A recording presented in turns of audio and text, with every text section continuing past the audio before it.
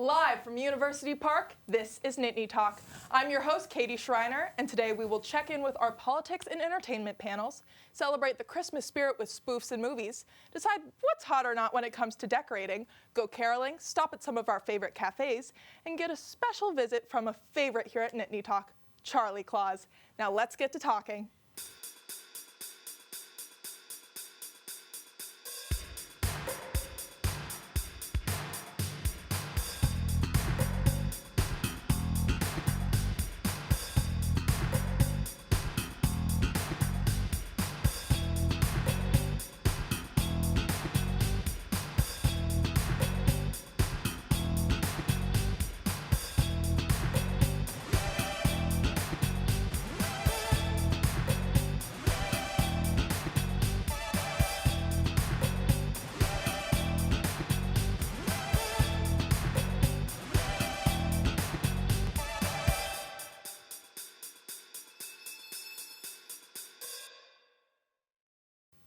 Welcome back to Nittany Talk. Now we're going to send it over to the politics panel to discuss the latest in politics. Over to you, Olivia. Thanks, Katie. I'm Olivia Jean, joined here by Jace Obardo, Francie Ebert, Ryan Lowy, and Yayo One. Political polarization has drove Americans to constantly fight, with almost no progress made in critical problems faced within our country right now. Some of those problems are gun regulation, immigration, affordable health care, and election integrity. Today, we break down those issues and debate possible solutions that may solve these policy issues. There have been more mass shootings than days in 2023, with the number sitting at just over 600. Jace, why can't the United States figure out how to handle this situation? I think we can't figure it out because there's no simple answer to it. I think there needs to be a bipartisan legislation solution passed through, but it's hard to get that through because there's the extremes on both sides. People want no guns, or people want to ban assault rifles, people want to ban like semi-automatics, or whatever it is. So I just think that there's no real simple answer to the question. But of course, it's terrible, all the mass shootings that are happening, and something needs to be done. What it is, I don't know. Stronger background checks, sure, but then there's things involved with that where, say, someone who might have suffered with PTSD in the past, but like wants a gun to protect themselves, they might not pass a background check because of that mental health element. So there's a lot of things that need to be addressed with it, but something needs to be done. Yeah, I think that before talking about like solutions, we also have to look at like reasons behind it. I think like putting aside mental health and things like that, I think one of the key issues is just accessibility to guns by everyday civilians. I mean, the United States is one of the only countries where you'll find so many people are able to access guns with such ease. I mean, you can walk into a Walmart and just, buy a gun on a regular Wednesday morning. When in a lot of other countries, like it's much harder, or at least it's not the norm to own a firearm as a civilian, as someone who's not a police officer or in the military. So I think maybe, I'm not sure if this is a culture that can be changed, but one thing that I think is the best step in the right direction is starting at distribution of guns and making sure that we're really cracking down and like maybe readjusting some of the regulations. I know that in certain places, like in Pennsylvania, people do like to hunt, and that might start at an early age, so that is going to vary state by state. I don't think that this is something, like Jace was saying, we can just put like a blanket over, but I really think the U.S. needs to crack down on distribution of guns and how easily people can get guns. Right. So here's my thought on the process of owning guns. There's countries like Israel where everyone's served and everyone has a gun. And then there's people like Mike Johnson who say it's not necessarily the fault of a gun in the mass shooting, it's the brain. You can go both ways. You can say in some cases that's true, in some cases it's not. And unfortunately, the Second Amendment, the right to bear arms, has kind of caused an unsolvable issue. The Supreme Court has clearly stated that they don't believe that every person can just, freebie willy-nilly carry a gun. But they said it's up to the states, and it's very hard to leave state legislators with responsibilities like that. Some state legislators, like Nebraska, aren't even bicameral. It goes through just a couple hundred people who are voted in by their own state. They make decisions that can cost the lives of a lot of people. And some state legislators honestly aren't responsible enough to make decisions like that. And not only that, when you have a country so big like the United States, as opposed to a country like Israel, you're going to see people in urban areas who are going to have different opinions than people in suburban areas and rural areas. And it just doesn't make sense. That's why states' rights is so important. And that's interesting about Vivek Ramaswamy saying he's a state absolutionist, where he feels that states should have more power because different states are almost living on separate sides of the planet than others in certain issues, like California. People where I come from in a densely populated New Jersey, where it's very municipality driven, are very different than areas where like the county is the main form of government in areas like rural Texas. So it's a messy situation. Yeah, I would agree with you on the point that I think that we are a country that's one, but we have such polarizing opinions about things. And I found a quote on NBC News' political unit, and they said 52% say they or someone in the household owns a gun. 52%.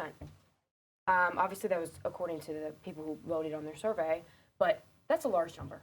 That's over 50%. Half the people that voted on that said that they know someone or they own a gun.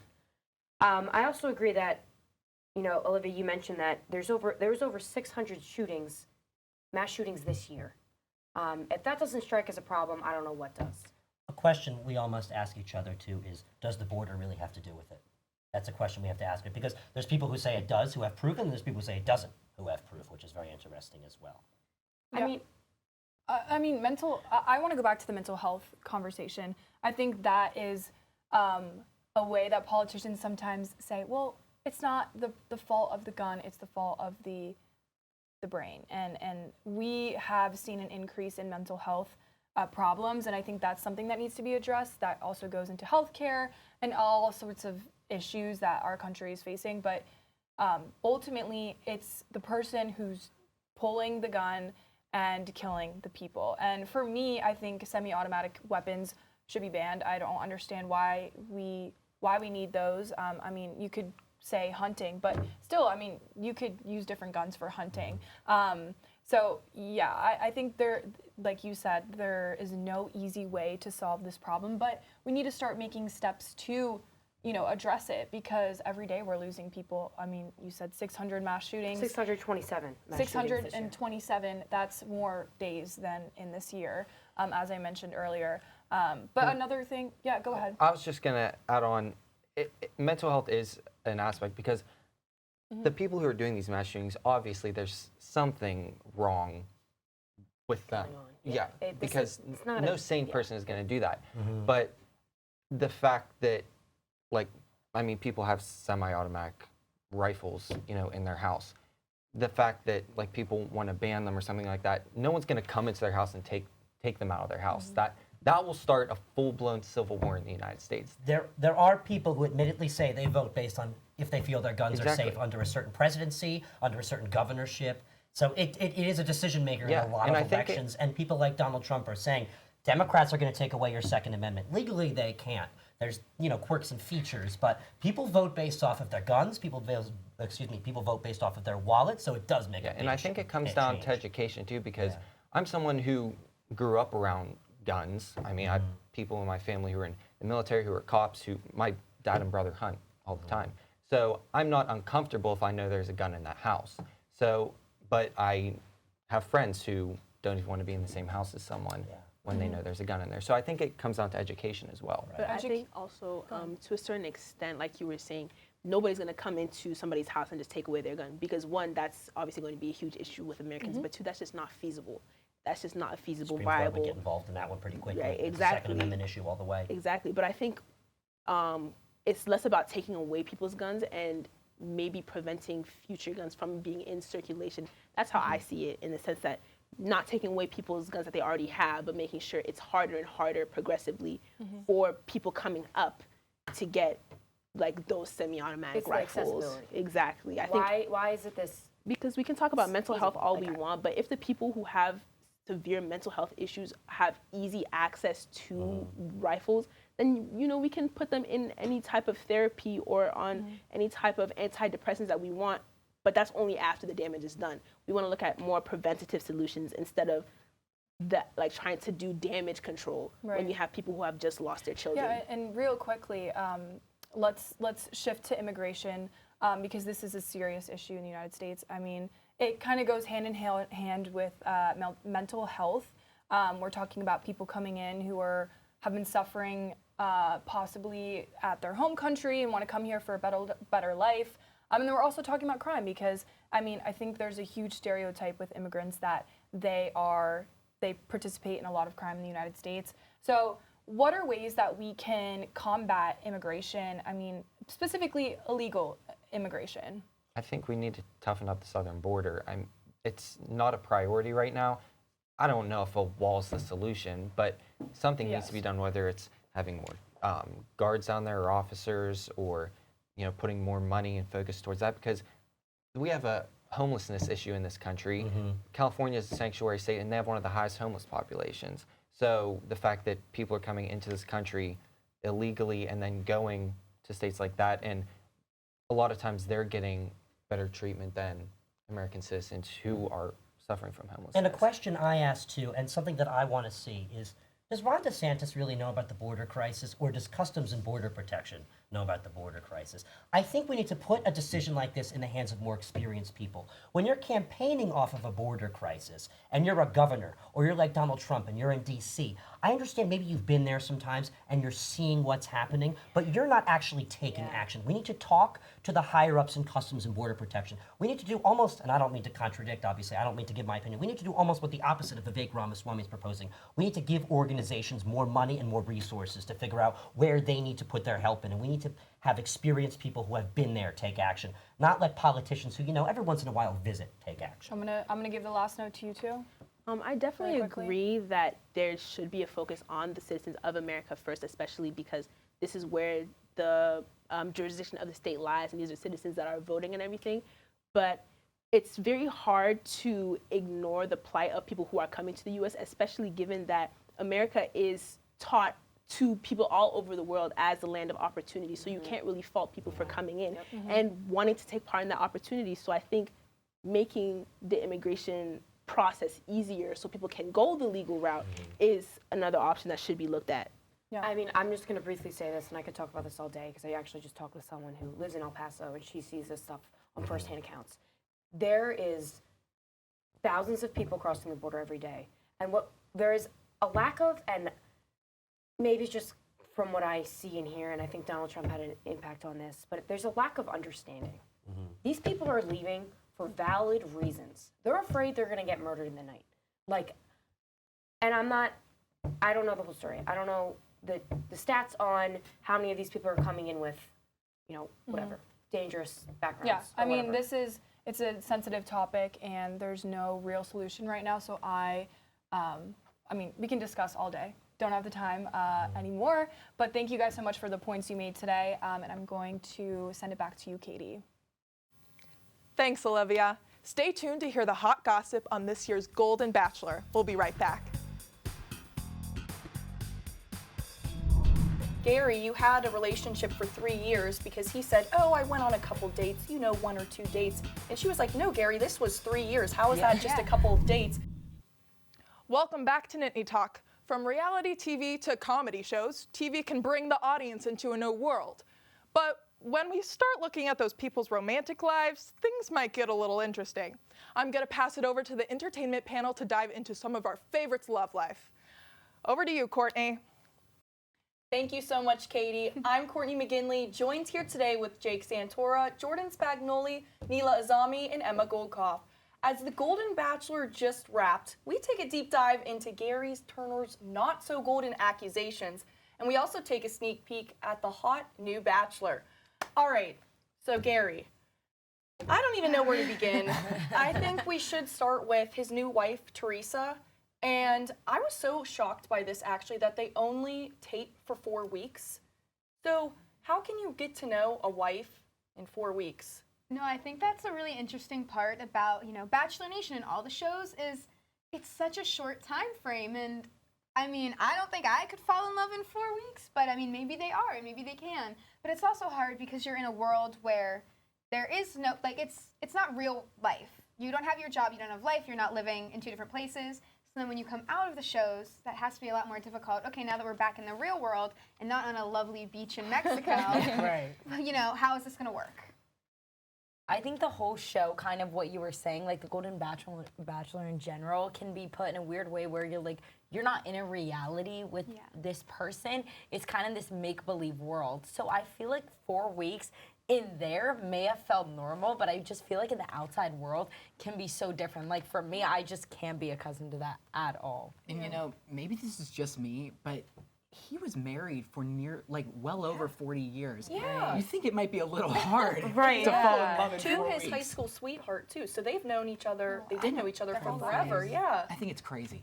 And I think it boils down to the person. Like, do you believe in like love at first sight? Because I think that's the whole thing. Because if you don't, then I mean, why are you on it in the first place? True. I mean, I think that's a good point, though. He was married for so long, and then in 4 weeks, you find the next love of your life.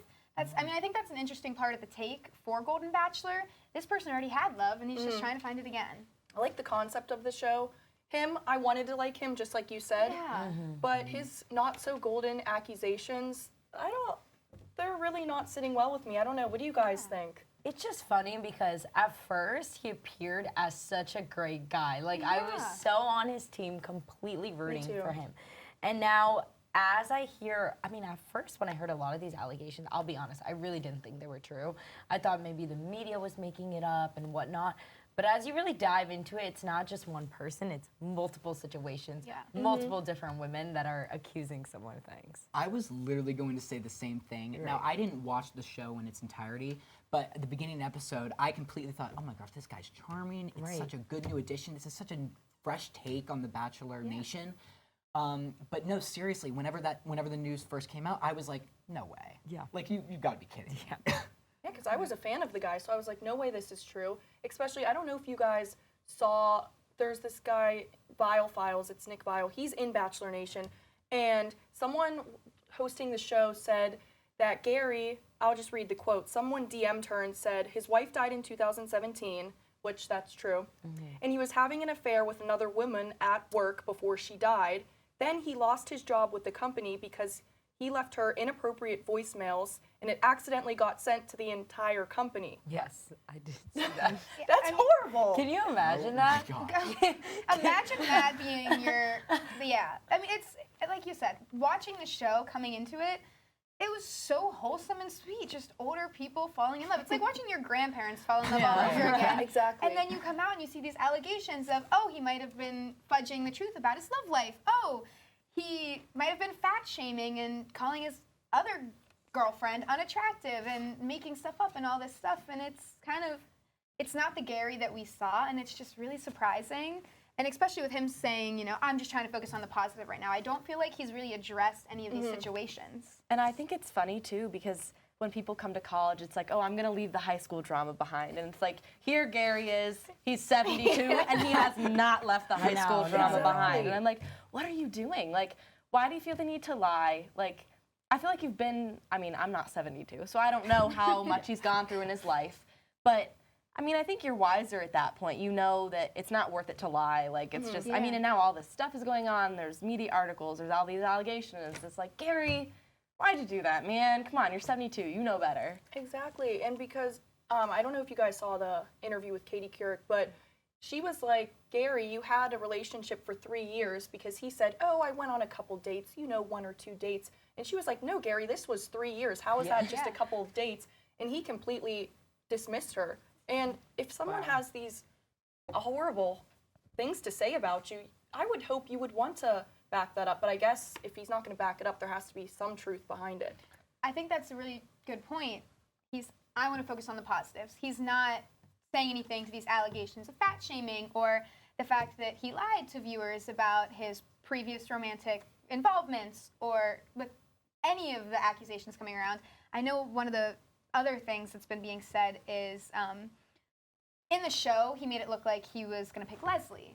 But then last minute, it's Teresa. And some interesting perspectives have come to light about, oh, well, he found out on the last date that Teresa is a very successful stockbroker. That is true. Does that play into his decision? Is that why he switched up last minute? Because everyone was believing Leslie was. And I actually looked up her net worth, and it's almost $1 million. So if that has anything to do with it, because I know in the article from the Hollywood Reporter, it said Carolyn, who her name won't be said, she said that Gary made her quit her job to move in with him 5 hours away. But then when she got there, Gary made her pay $1,000 a month for rent. Yes. That is And insane. then when they would go out to dinner, they would split the check, which, I mean, okay, sure. But he would make her pay beforehand, so it would look like he was paying for the whole meal. Yeah. So maybe money was definitely a factor. And he was just very controlling. I also heard that, like, when they would be in the room, like, she couldn't come down and get breakfast until she had made the bed. And I'm like, how are you going to tell this grown woman, like, when she can come down for breakfast? That just sounds silly. But it kind of seems that throughout the whole time that I've kind of seen all these allegations wrap up, it seems that he's just really money hungry. Like, he's always just looking for money. I think it's hilarious that you're going to go to dinner with someone and then fake like paying the full bill and then make her pay for it beforehand. But listen, if you're gonna do it, just do it. Be honest about it. I think that's been a big thing with him, fudging the truth, fudging the story, wanting to look better than what he is. And, you know, it's funny you say that. This even ties further than the money issue. He actually said on the show that he had dated, you know, a few times since his wife passing, but not once near his wife passing. But actually, sources have been saying that he started dating Carolyn nearly a month after his wife's passing. Yeah. That blew my mind. And also, he promised, was it his mom, or not his mom? Her mom, I think. Yeah. Oh, I'm gonna marry this Carolyn. Well, he said the same thing basically to Leslie, like, Yep. you're the one. She actually just opened up, I think it was yesterday, and she said, he made plans with me for the future. He said, save this date, we're gonna do this and this. I can't wait for us. In 2 days, we'll be done with this and start our life together. I mean, if that were me hearing that, I'd be like, oh, there's no one else in the picture. Yeah. And I mean, good for Leslie, because she really was, she was honest. She was like, are you kidding me? You say all these things. She's airing it out. She is being honest, and that's what the viewers deserve, honesty. Yeah. Oh, I agree. I read the same thing about Leslie. I guess she's like finding some closure in it, which is good for her because I don't know that I would be able to do that. But then again, it's only been 4 weeks, so like maybe it's easier for her to, I mean, push those feelings away. And I think it's interesting too. Gary said at one point, I believe it was in the Quirk interview, that he's dated a number of women, but it comes down to what you define as a relationship. So I'm like, Gary, are you in a relationship with Teresa? Like, Oh my I'm like, gosh. are you? Going back to, is he still in high school? Exactly. I feel like Gary's definition of a relationship is just very different from anyone's definition Yeah. of a relationship. I don't know. This whole situation is really just giving that high school immaturity. You're a 72-year-old grown man. Oh, yeah. Take responsibility for your actions. Be honest, especially when you're in the public eye. In the public eye. You are a public figure here. You are Bachelor Nation. Everyone loves Bachelor Nation. You should just be honest. You know, speaking of high school, Carolyn actually said that he would not take her to his high school reunion looking like that. I did saw see That's that. insane. And when was it that he did body shame her because she gained 10 pounds Yeah, it apparently? was over stress. Yes, yes, because she was so stressed out probably by him. Oh, I didn't make the bed. I just want breakfast. But I need to pay him before we go to dinner. Like, Oh, man. Although I will say, I hope to see him come back with some statements on what's happened. Or maybe like him and Teresa. I honestly wish the best for them. Yeah. Hopefully I he do treats too. her kindly, honestly. he's getting Doesn't- old. I wish the best for him Yeah. and the rest of his life. you Hopefully know? the Golden Bachelor isn't truly a gold digger. But, Good one. Good one. but that is all we have time for today. Tune in the new year for your next entertainment fix. Back to you, Katie. Thanks, Courtney. After hearing all this about this season of The Bachelor, I don't think I'll be putting in an application to be on the show anytime soon. Stay tuned to hear some of Nittany Talk's best singers as they take on the dorms. We'll be right back. Okay, so we are at the supplemental on floor 2 of Robinson Hall. Let's go see if we can spread some more Christmas cheer. Welcome back to Nittany Talk. My favorite part of the holiday season is the music. It's so cheerful and bright, just not when I'm trying to sleep. But for Jake, he's ready for Christmas music at any time.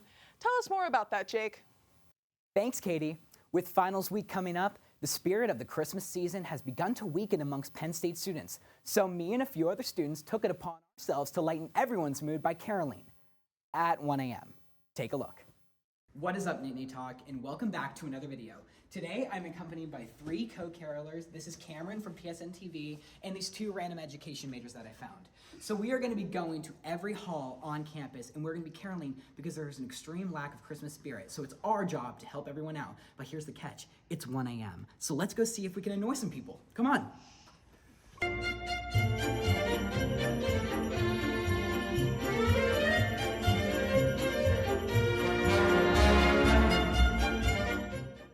Okay, so we are at the supplemental on floor 2 of Robinson Hall. Let's go see if we can spread some more Christmas cheer. Deck the halls with boughs of holly, fa la la la la la la. Tis the season to be jolly, fa la la la la la la.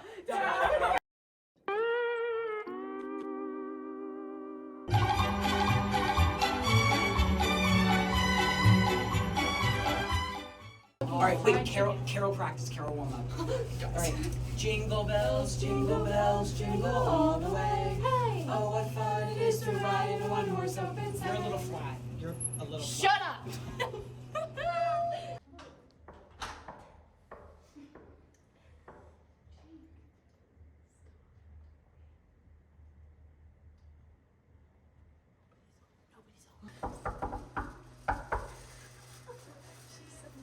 It's Samaya.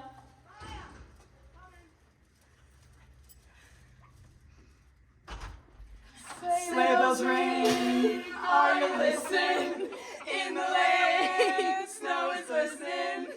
A beautiful sight, we're happy tonight, walking in a winter wonderland. Merry Christmas! That was beautiful, guys. Oh my God, thank you so much. You guys, that was amazing. I love it. I love Christmas. I'm so happy with it. This was amazing. Go, so keep much. caroling. They're gonna think we're like, we are right. Rudolph the red-nosed reindeer had a very shiny nose. And if you ever saw him, you would even say it close. All of the other reindeer used to laugh and call him names. They never let poor Rudolph join in any reindeer games. Merry Christmas. Then one fall. Okay. It doesn't feel like that. It's just like he's filming. Okay, we are on our last dorm of the night. Let's go see if they have Christmas spirit. They already have a bell, so it's outside.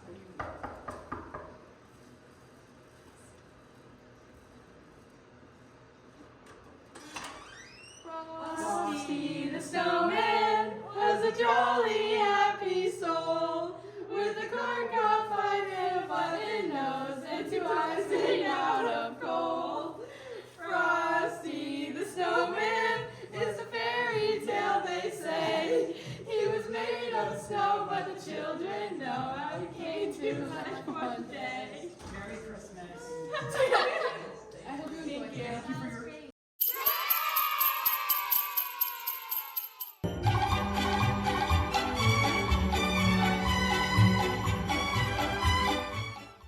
Well, I hope we were able to lift some spirits. That's all from me. Back to you, Katie.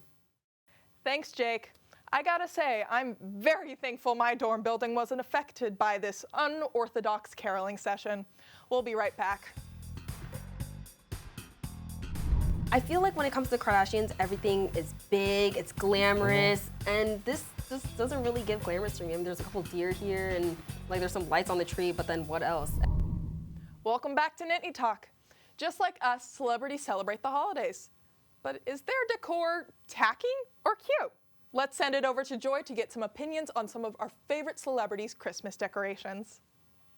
Thanks, Katie. Over the years, we've seen so many different types of Christmas decor from our favorite celebs. Personally, I have very strong opinions over which triumphs over the other. Paris Hilton's explosion of pink or Kris Jenner's dramatic monotone. Joining me are Neela Azami, Jordan Spagnoli, Danny Vitale, and I, and we are going to debate which of these celebrity looks we lean towards. So, for our first, we are going with Paris Hilton and Kim Kardashian. On the left here, we have Paris Hilton and her pink amazing decor, and then over here we have Kim Kardashian and her monotone kind of roundish warm look. So which do we prefer, guys? This one was hard for me to decide on because I love pink as a color, and even though it's not like the traditional Christmas holiday colors, I think it really worked, and I mean, that's a slay, I love it. But also, with Kim K's, I love the monotone of it too, so that one was kind of hard. I think they both are so hot, and I would go either way on any of them. I agree, honestly. I love the coziness here of, the white. I love the monochromatic deal. I'm more curious who that guy is. I would love to know if anybody knows. That's like Kanye trying to sneak up on or whatever. I like this, though. I really like the burst of colors. So I think colors is going to win here, but coziness and comfort, I would pick this one. That's so funny. I actually didn't even notice Kanye West speaking out right there. No, I'm just kidding. But I love the monotone that Kim chose here. Like, I think it's very calm and neutral. But if I were to choose a favorite that I prefer, I would have to go with Paris Hilton's. I like it more, too, because I feel like it just screams Paris Hilton. Like, it's so much like her and who she is and, like, really represents her as, like, her Christmas decor. So I love that. So me personally, I really like Paris Hilton's pink and really warm and cozy vibes, but also Kim Kardashian's brown neutral is really good too.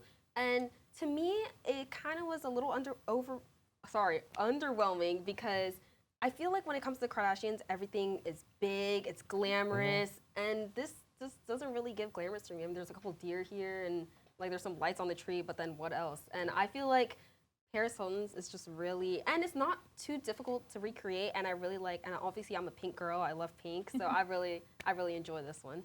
Yeah. Right. Okay, so let's move on to this second one, Joanna Gaines versus Reese Witherspoon. So here we have Joanna, and here we have Reese. And personally, I really like Joanna Gaines just because it's really homey, but not too off track from the holiday feel, because sometimes when you try to do this more monochromatic type, it doesn't really feel like Christmas, but she does a perfect job of really just giving that homey, just really down-to-earth kind of feeling. And that's what we see a lot with Joanna Gaines, because I don't know if you guys know, but she is an interior decorator. She has her own show and everything, and this is really on par for her. So what do you guys think? I mean, I definitely feel like with her decoration for this holiday season, it's more relatable to the general public because most people don't have the budgets like celebrities have. And I mean, my Christmas tree in my house, it is all these ornaments that we either handmade when we were younger or collected over the years going and traveling to different places. I feel like that's the classic holiday look. You look at a Christmas tree and every ornament you point to tells a story, and that's more the vibe, I feel like, of what she's giving. And I think that's a classic Christmas vibe, and that's why I like it so much more. I also just don't know how I feel about the gold and blue. Not traditional holiday colors, I would say, and just not my personal favorite, but I mean, it looks good. So I guess there's points there. Yeah. That was a good argument as to why, because I wasn't rocking with this at first, but it's a great explanation. It is very like relatable, very like homey. I think it looks really stiff and like uncomfortable. Like I feel like this looks like really desolate and like cold. Like I feel like I'd be shivering in here. This looks like fun. Like I don't know, it's nice and bright and like, I don't know. There's not much room to sit, so I don't know the logistics of opening presents on Christmas Day, but I'm picking this one, I think. I kind of agreed with that same statement. Like when I saw Joanne's, like I really didn't care for it because I see her as like a celebrity and I'm like, come on, your decor needs to just be on top. It needs to be better than the one in my house. But I guess when you see it in like simplicity and like going back in like a very traditional way, I really do like it. But I still have to go with Reese Witherspoon's approach to this. I just think it's so comforting and warm and it's just like really catches my eye. So I would have to go with her Christmas decor for this one.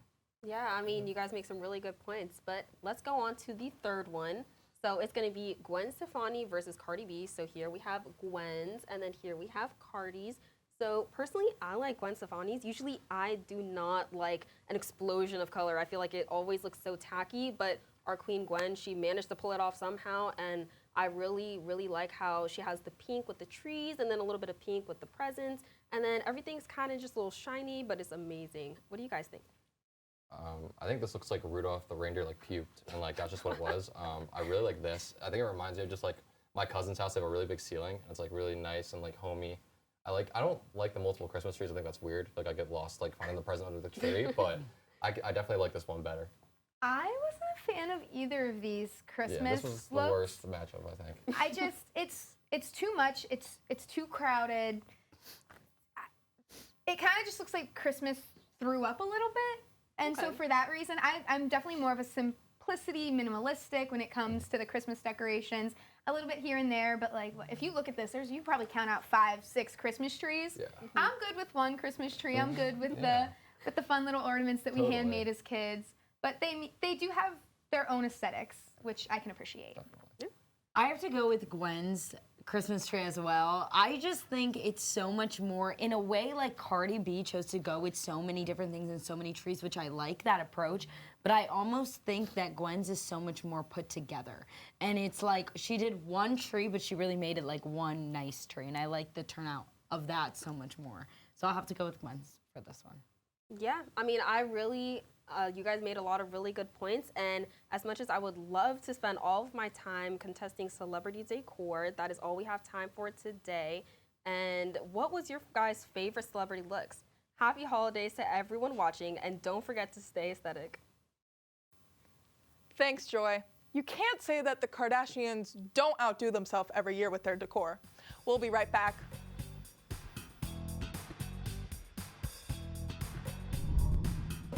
Okay, that's gonna get, I'll give it a 5. Appearance-wise, the cup is adorable. The cup is cute, They but got I think the little coffee donuts. color is scary. Well, that Welcome back to Nittany Talk. The holiday seasons are so fun, unless you're a barista. As a current barista, I wouldn't want anything more than to just not be one during the holidays. The smell of sugar cookies and peppermint is basically ingrained on me now. I can't deny that they are delicious, though. Jordan and Emma went around to find maybe some of the best drinks for the season. Jordan? Thanks, Katie. With the holidays quickly approaching, we wanted to find a fun way to get into the holiday spirit of the season. What better way to feel festive than to go around to some local coffee shops to try some of their holiday drinks? We went around to 4 of State College's coffee shops to get their most popular holiday drink.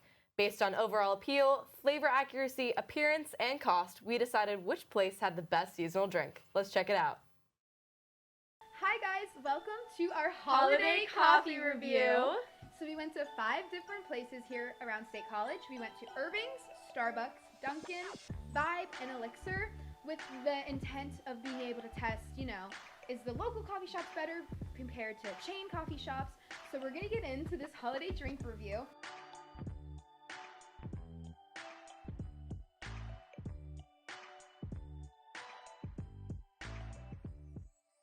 Okay, first up we have the Snowflake Latte from Irving's, and this was $6.31. I'm definitely getting the peppermint and the white chocolate. I'm not really getting too much vanilla, but I also think I'm just used to vanilla. I agree. I would say for my overall reaction, I would go 7.1. Just overall initial reaction. I'll go 7.8. For flavor accuracy, I'm gonna go like 8.4. I think I'll go 9. Appearances, there's.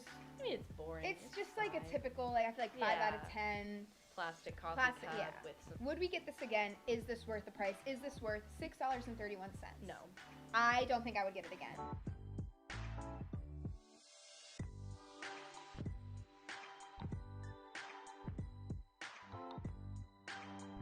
It's the iced sugar cookie latte, $6.31. See, like the whole, it's so It's itty tiny. bitty. Yeah. No, I'm a fan.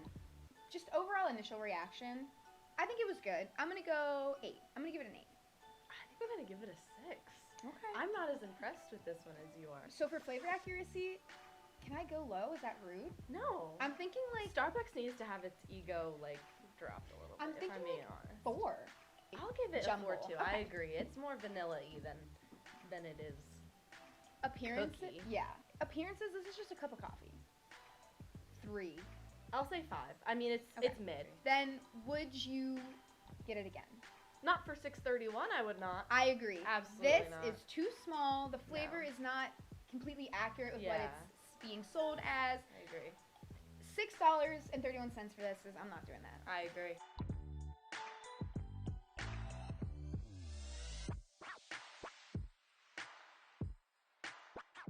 All right, next we have Dunkin' with a spiced cookie iced coffee for $3.49. I believe that was the cheapest This was the cheapest. out of all. That's giving pumpkin spice latte. to me. I was gonna say overall reaction was shocking. I don't know if I have a number for it. 6, because it just really wasn't what I was expecting. Okay. I'm gonna go, I think I'm with you, or like, I'm gonna go 6.3 because I like to make my life difficult. Flavor accuracy, I'm gonna go 4. Okay, that's gonna get, I'll give it a 5. Appearance-wise, the cup is adorable. The cup is cute, They but got I think the little coffee donuts. color is scary. Well, okay. I'll give appearance a 6. I give it a 7. They got the cute little Okay. lights going on. I appreciate the cup. The cup is doing everything. The for cup it, is, oh, absolutely. which none of the other cups are. No. Would you get it again worth the price? I think the price is great, but it's not. I don't think I would want to drink this again. I wouldn't go and be like, I have to go order this. No, I don't think I would either. The price is definitely good though.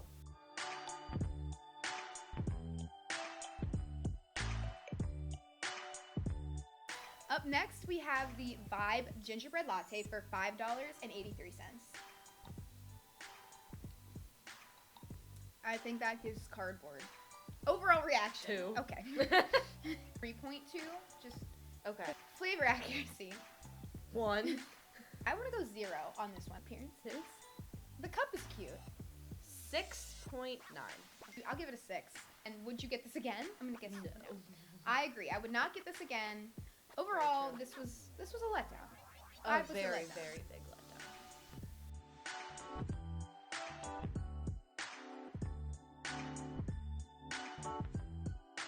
Okay, so now we have Elixir, and here we got Minty Mocha for $6.63. So this one was our most expensive. Yeah. Now that's a straight peppermint mocha. The mocha is there. The Yeah. peppermint is very muted. My overall reaction, I think I'm just gonna go 6. Yeah, I think I'll give it a 6. For flavor accuracy, I'm gonna go like 7.8. I think I'm gonna go 8.9 for flavor accuracy. Okay. Appearances, they did put, you guys didn't see this, but they did put green sparkly sprinkles on top. That was cute. I'm gonna give it an 8. I think I'll give it like a 7.3. Would you get this again? No. Neither would I. Not for almost $7. But now we've tried all 5 coffees. We're gonna tally up the scores and figure out who our holiday drink winner is. All right, guys, we're back. The results are in, and very, very surprising. So surprising. So in total, they could have had 80 points because 40 points, 40 points, 10 points if we would get it again. First place was Elixir with a 44 out of 80 score. And that was the Minty Mocha. Which is very surprising, but the appearance and the flavor accuracy is kind of what sent it above. Second place, we had Irving's, the Snowflake Latte with a 42.3 out of 80. I think that was my personal favorite. Appearances kind of knocked it down a couple of pegs because there was no Christmassy holiday spirit there. Third place, we had the Dunkin' Spiced Cookie Latte. Coming in fourth place, we had Starbucks Iced Sugar Cookie Latte. Coming in last place, we had Vibe, not our favorite. Disappointing. They have some great things there. This is just not one of them in our opinion. But so Elixir is our winner, but overall our personal favorite was Irving's. We had so much fun filming. I mean, we drank coffee a lot afternoon. It was perfect. But so you guys should definitely go try these coffees for yourself and give them your own ranking scale. What does Jordan run on? Does Jordan run on Dunkin'? Jordan runs on no sleep and work. I was gonna say Emma runs on Starbucks. Honestly, Jordan runs on Starbucks too. We had a blast going around State College, getting to support local businesses and try new things in the process. There you have it. Elixir had the highest score, but Irving's had our favorite holiday drink.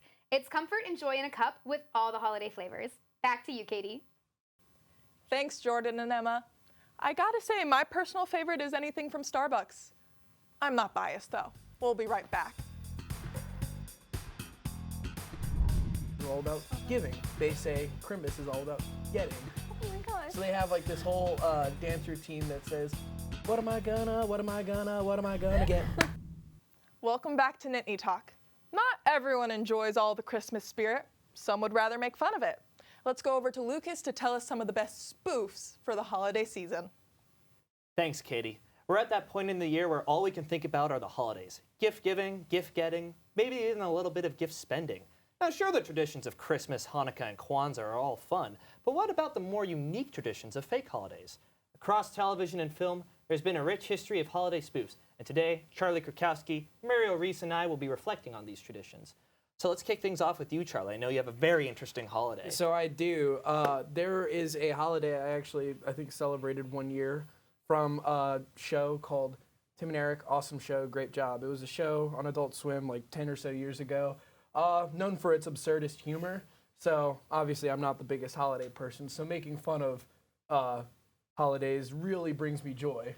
And what better holiday than Christmas? So they call it Crimbus, and it instead of revolving around how Christmas is all about giving, they say Crimbus is all about getting. Oh my gosh. So they have like this whole dance routine that says, what am I gonna get?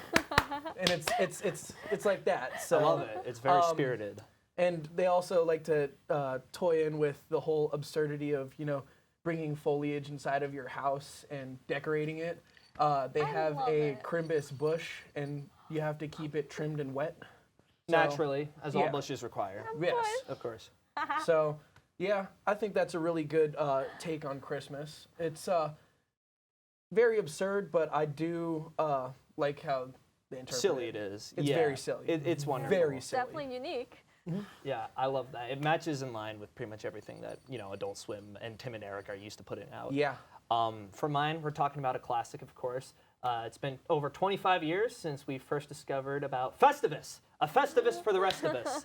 Now, Festivus is a holiday that was created by a man named Daniel O'Keefe. Now, you've never heard of Daniel O'Keefe. He's up here on the board, other shoulder. He's up here on the board, yes. Daniel O'Keefe ended up being the father of a television writer. And it just so happened that his son ended up becoming a writer for Seinfeld. Now, the Festivus concept was a real-life tradition that Daniel would hold with his family, in which, they'd gather around, sort of protest the commercialism of holidays, and really just sort of mock it in a way. They'd have like an airing of grievances where they just complain about things that different people don't like about each other, or they would have the feats of strength, which would be, I think that's self-explanatory, really. It's just sort of a glorified wrestling match. So this was a holiday that was actually like based off of a true story. It was. Just It was one of those episode. like weird small town sort of like events, instances. Sort of think of like family drama. You know how every family has like their own unique stories. Yeah. That's sort of what Mr. O'Keefe had. And so his son, Daniel O'Keefe Jr., he ended up writing for Seinfeld during its final season, the most watched season in the show's run. Okay. And the episode's called The Strike. It centers around various different subplots, but it all sort of comes together as the great late Jerry Stiller talks about Festivus. The character he plays in question is Frank Costanza, the father of George Costanza, the main character. Right. And so a couple of elements were added on to sort of embellish it, such as the iconic 7-foot-tall aluminum pole, which substitutes the Christmas tree. We have the Christmas bush. We have the aluminum pole. And it's really just sort of the ultimate satire of holidays, I would say. Something outside, inside. It's like Yeah. the dog going around the yard, finding whatever dead critter Yeah, he can and just putting it bringing right it on the in. dinner table. Yeah. Oh my God. Imagine if that was like a spoof for Thanksgiving. Oh man, dude, I would eat the squirrel appetizers. squirrel I would enjoy appetizers? that. I would enjoy that. I No, some people eat squirrels. My people friend do eat eats squirrels. squirrels, yeah. Just how about squirrel stew? That's a real thing that people do. They hunt squirrels. Haven't you ever seen people make wallets out of like squirrel fur? I swerved my car on the road to avoid the squirrels. Ooh. Well, what about you, Muriel? What's your holiday? So my favorite Christmas spoof is from one of my favorite shows. It's called The OC, and it was like an old 2000s show. I love 2000s teen dramas. Throwback. And it's called Chrismukkah, again.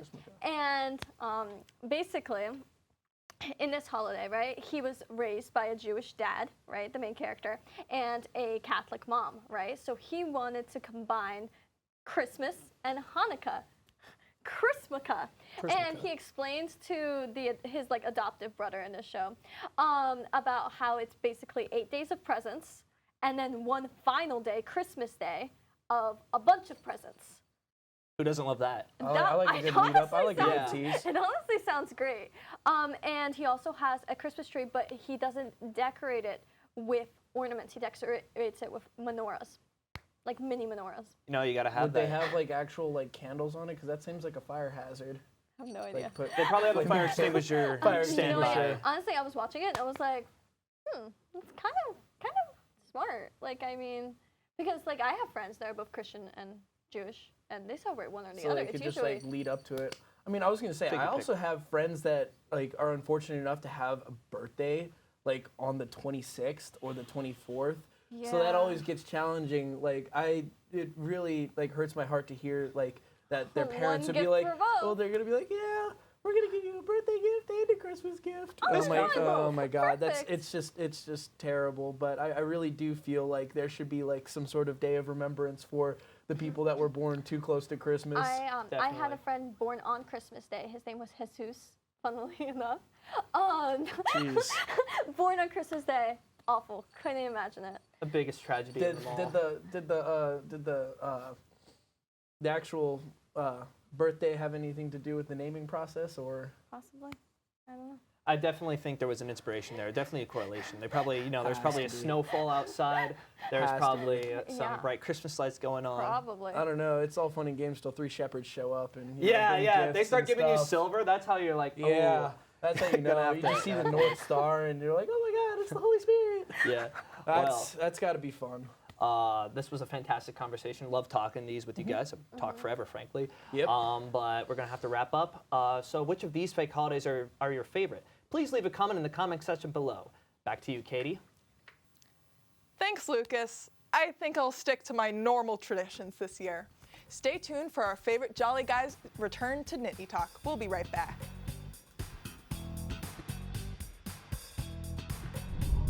Honestly, I'd have to say that I'm on the nice list this year. I think that I very much redeemed myself for last year's shenanigans, so...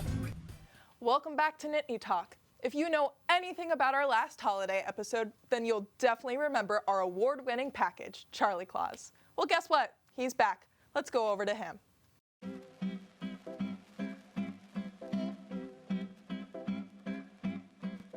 They wanted me gone, so I came back. The award-winning Charlie Klaus is here to stay.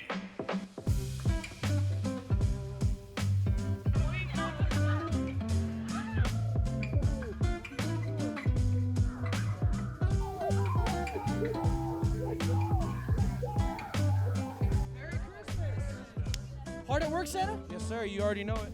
Right? Are you on the nice list or the naughty list this year? I think I'm on the nice list. I think my girlfriend would agree. Your girlfriend would agree? Bad. She's not just saying that to be nice. No, she does not. Wow. I'd like to say I'm on the border, but leaning towards nice. Leaning towards nice. That's okay. Wait, I really do think I'm on the nice list. We're on the nice list. Naughty. Yeah. I'm on the nice list. The nice list. Very naughty at State College, baby. Naughty list person. Naughty. More than likely, I'm on the naughty list, but don't tell my parents. Honestly, I'd have to say that I'm on the nice list this year. I think that I very much redeemed myself for last year's shenanigans, so... You don't want to know, Santa. Well, I'm gonna know, so you might as well tell me now. I'm on the nice list, Santa. You're on the nice list? That's awesome. I would assume the nice list, but if I'm on the naughty list, that's kind of messed up, man. I tried my best, you know what I mean? You can only do what you can do, and if you do any worse than that, you know what I mean? That's just God's will against you. And if I was on the nice list, you know, I'd ask for a Red Racer sleigh, you know what I mean? I'd also ask for a BB gun so I could shoot my eye out. I'd also ask for Zach's mother's. My friend, you know I'm on the naughty list every day. Every second of every day, I'm on the naughty list. I live every day to be on Jason's naughty list. There is no nice list with me. It is all naughty list. Whenever the prospect is up to be the nice list or the naughty list, you always choose the naughty. Can you tell me, are you on the nice list or the naughty list I'm this year? always on the nice list. I never make the naughty list. I'm just that good. If you're that nice, tell me, what is the worst thing you've ever gotten for Christmas? I've never gotten anything bad for Christmas because I love everything that I get. I cherish it all. Even the socks? Maybe not the socks. Oh! The worst thing I ever got for Christmas was a Superman underwear. Probably a Christmas taxi, which I was not happy about. Eat the catfish? No, I did not eat the catfish. So, I was really mean to my cousin one year, and I told my parents, I was like, I think I'm gonna get cold, this is really bad.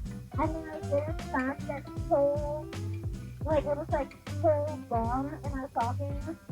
And they held up the gift 5 hours later for Christmas morning, and I started crying.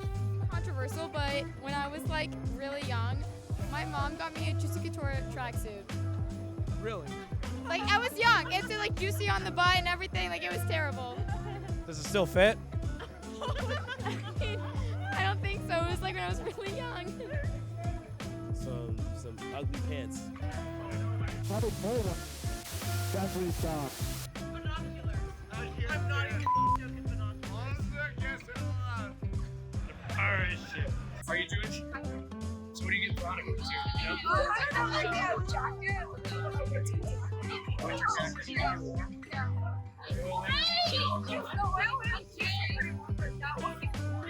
You got to tell me right now, and you got to be honest. What is the best bar in State College? Doggies, iced coffees. The peanut butter iced coffees go hard. Anybody who say otherwise, messed up. The best bar in State College is Champs. By far. Doggies is overrated. I'm gonna go Champs. Best bar in State College. Best bar? This bar right here. This is the best bar right here. I'm gonna go with First. First. The best bar has to be Pickles. I'm a big Pickles fan. I only go to Pickles, really. Doggies. You know, this is controversial. I'm a Chumley's girl. Chumley's! Any bar that lets me in. So good. How do you say the bar? Doggies.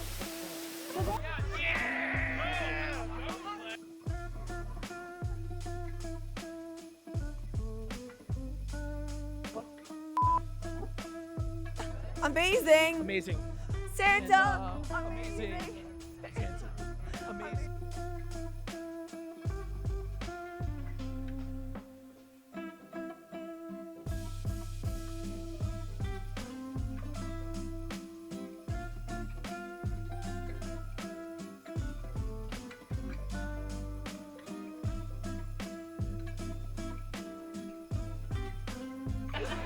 Oh, that's a present.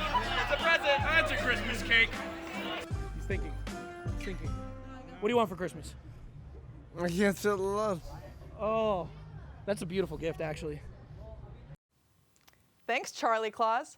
I don't know what I'd do to enjoy the holidays without watching your journey through downtown State College. We'll be right back to debate the best Christmas movies. So, first 30 minutes of this movie, pretty funny. After that, kind of reminds me of senile grandma at Thanksgiving.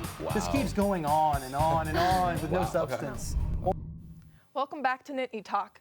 Christmas movies are a great way to spread the holiday cheer. But which one takes the cake as the best? Let's send it over to Danny to debate which movie is truly on top. Thanks, Katie. For myself and so many others, the holidays are simply not the same without Christmas movies. From Elf to Home Alone to the legendary Rankin Bass claymation classics, these films are essential to creating family memories that will last a lifetime. I'm Danny Vitale, joined by Emma Goldkopf, Eva Hines, Jordan Spagnoli, and Jackson Tortone to finally decide which film is officially the Christmas film. Guys, we have 7 films in 7 minutes. Let's start off with Elf. My favorite movie. I love it. And I know someone over there doesn't necessarily like it, and you know what? I'm gonna have to say no to the hand because it is the best Christmas movie ever. It's a Christmas classic. I've just seen it so many times, and it's not going to be my first pick, but it is good, but not my first pick. Yes, I agree though. Elf is the best. Will Ferrell, New York City setting. It's so iconic. I could watch it every day and not get sick of it. So, first 30 minutes of this movie, pretty funny. After that, kind of reminds me of senile grandma at Thanksgiving. Wow. Just keeps going on and on and on with no Wow, substance. okay. Won't Okay. stop. And it just bores me. So yeah, I am a certified Elf hater. Will Ferrell, kind of overrated if you ask me. But yeah, that's my opinion on Elf. Let's go to the next screen character and talk about the Grinch. What are we feeling? I mean, I love The Grinch. Personally, I like the Jim Carrey, How the Grinch Stole Christmas version. agree. That is the best I one. agree. He eats up that role. I also agree. I'm Yeah. gonna have to agree over. Oh, you're shaking your. Oh. Oh, I think we're gonna have a Let's 3 agree. to Oh, 3 to 1 come on. here. This side over I'm here. a 2018 Grinch fan. The new remake, Interesting. the animation, I love Okay. it. Me and my little cousin watch it together, and I probably have already watched it like 7 times since December has started, which was 4 Impressive. days ago. Interesting. I mean, I do think Jim Carrey's the best, but I did like that one as well. Thank you. Gotcha. Let's move on to Christmas Vacation. Thoughts on that? I really like that one. Me and my family always watch it together every year. It's a feel-good movie, all about family. I think it's really nice. I think it's also classic. This is probably my second favorite movie. This is a movie my family and I watch almost every year, Christmas Eve. I mean, it's a classic. I quote this one along with Elf. I quote this one all the time. I mean, I won't say it here on TV, but What is the best quote from that movie? Give me one right now. I can't. Is it TV it has a appropriate? word in it. Okay, I feel like this is a collective family movie experience. Same thing. Every single year, me and my family, we watch it together, and that's why I love it. Okay. Yes, and best scene, Uncle Eddie showing up when the house lights up. It is That so one's funny. really funny. Yeah, that is It's really awesome. funny. Let's move on to another Christmas name, Christmas story. What do you feel about that one? Shoot your eye out.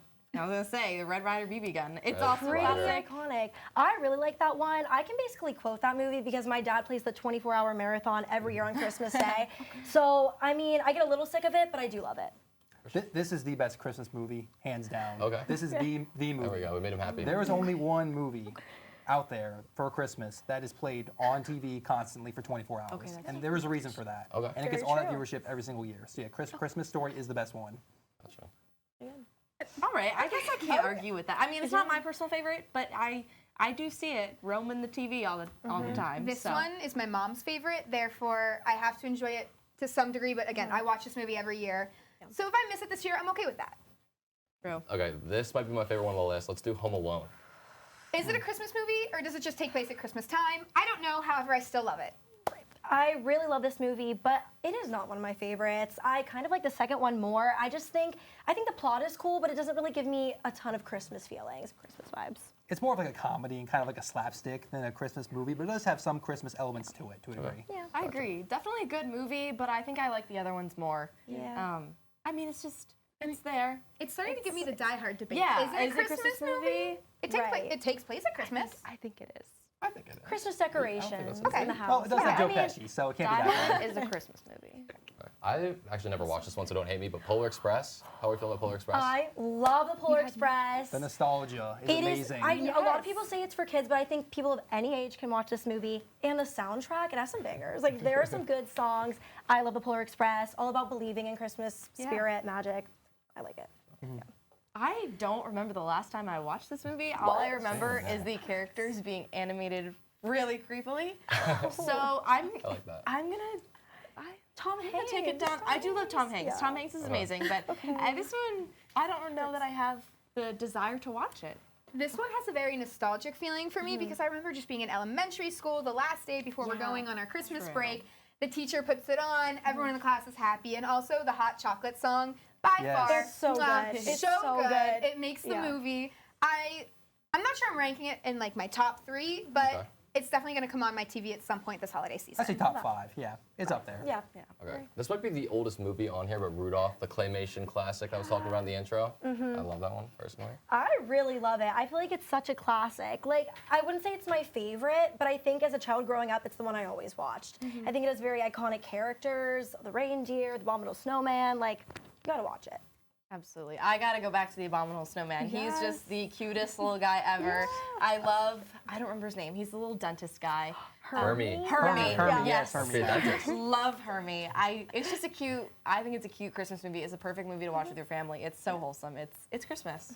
I can't remember the last time I've watched Rudolph, but I also know it's just it's a classic Christmas story. You can't have Christmas time without bringing up Rudolph at some point. So I think I got to put that on the list of something to watch this season. Of course. We have a little bit more time, so do we want to say our favorite ones down the line on this list? Yep. A Christmas Story. I've already gone over it. I gotta go with Elf. 2018 Grinch. Elf. Yes, Elf. Okay, I can definitely get behind these movie picks, but you guys forgot about my all-time favorite, Santa Claus is Coming to Town, the claymation one. Thanks for sticking around to hear about our favorite Christmas films. Back to you, Katie. Thanks, Danny. I gotta say, y'all missed out on the best Christmas movie, Die Hard. Well, that's all for this week's episode. We'll see you in the new year with some special new updates. For Nittany Talk, I'm Katherine Schreiner, and from the Nittany Talk family, happy holidays.